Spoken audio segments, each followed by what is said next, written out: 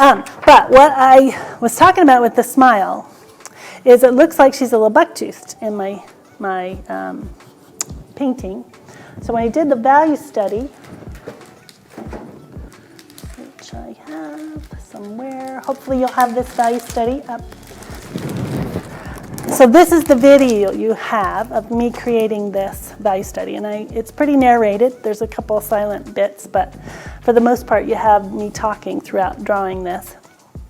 And I struggled, especially around the mouth. And I noticed when I did the drawing, I put it away, came back in the morning and looked at it, that she looked buck-toothed in the value study. So what I had to do was make sure that it didn't look like the teeth were overlapping the lower lip. I recognized that in the drawing, and when I got to the painting, I did exactly the same thing in the painting. But it's better to keep it light until you're sure, because you can always go darker, but you can't go lighter.